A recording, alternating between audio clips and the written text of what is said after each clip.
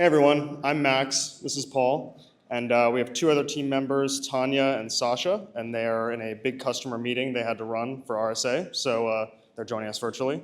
And we are Team Skyfall. So when we came to this hackathon, we wanted to do a variety of things. We wanted to work on something that fit into our skill set, but forced us to get outside of it a little bit and work on some new data that we weren't familiar with.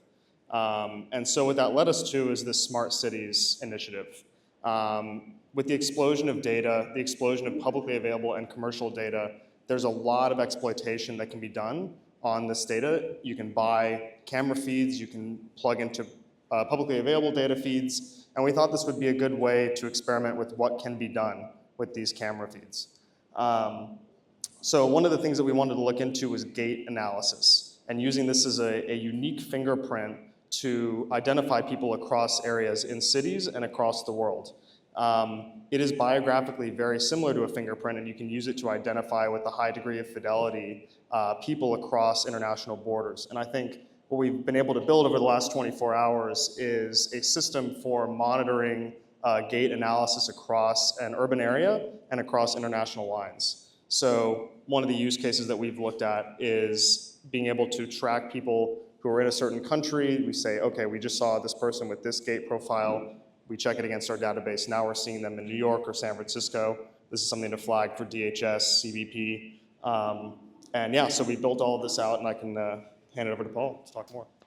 Absolutely. And from a technical perspective, we really wanted to look at things that were not your traditional biometrics like face. So on Max's point, the first thing we did is build a gait analysis model. We took a look at 5 different data sets, really trying to figure out how we could analyze gait both vertically, so as someone's moving towards the camera, and horizontally across it. So like I said, we experimented with a few different data sets and started plugging into live YouTube feeds actually across San Francisco. So what you're looking at here is actually a live feed from Castro Street.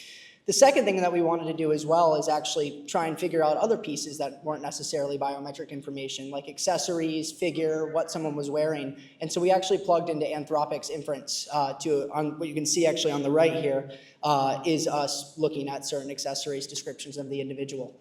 Now, finally, the most important thing for us was confidentiality, as we know that working with video feeds like this is a very sensitive topic.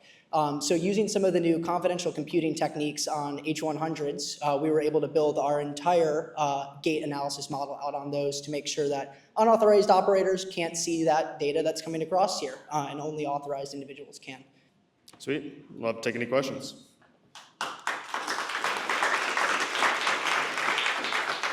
You said you looked at a couple different techniques for the gait analysis. Can you go a little bit deeper into how you actually get the fingerprint from the gait? Yeah, so there's a few different things. First of all, there's different types of gait models. So there's gait 3D, there's gait 2D.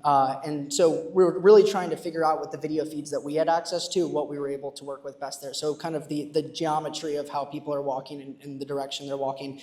And then the biggest piece of it is the data set at the end of the day. Some of the data sets that are widely available have people just walking towards a camera. Some of them have them walking side to side. And so we really wanted to find one or a combination of ones that would be able to serve both those use cases, because in surveillance scenarios or in large city scenarios, we can't control where and how people are walking. We can only try and monitor the best we can. So it's really data set and the model architecture and what it's focused on. For the images or the videos you're able to have, as you were looking through the technical challenges for the actual perception, was there a depth limitation when it came to the visibility, or either in terms of pixels or the distance from the camera to analyze that gait?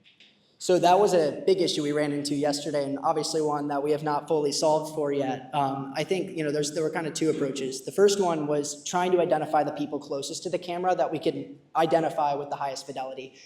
We weren't able to build anything that was able to enhance quality significantly, as it would have been a completely separate feature.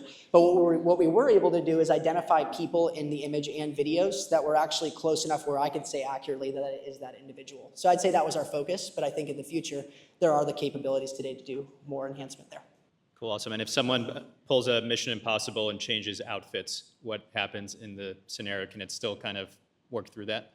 So yeah, if someone changes outfits, that's where we use the gait detection. And for those who aren't familiar, gait analysis is how you walk, the pace at which you walk, and the way that you move when you walk. So that's why we built it, is because people can change their clothes, they can hide their face, but they can't change how they walk. And actually, yeah, just to double click on that, actually, here's a video of us actually performing that gait analysis. This is us creating the classification of the individuals within a video feed, and then we have, this is actually us classifying those individuals as they walk by later in this video. If I can rewind it here, you can see that we're able to identify people who are still within that video frame based on their pace of walking and how they're walking. How should I be thinking about collisions for gait analysis? Like how often do you uniquely identify people versus like, yeah. So are you asking more how do we create the profiles or how often are we creating those? The way we have it set up right now is we plugged into these feeds, and anyone that comes across, the first thing we do is try and see if we have a gait profile already created for them. If we don't, we create one for them and then are able to use that in future analysis. We actually got this question when we were chatting with the judges earlier. There is the possibility to create gait profiles and look specifically for those as well, but we wanted to tailor it with more of a surveillance approach to just grab new ones and analyze the people that we've seen before. Thank you, Team Skyfall. Thank you, guys.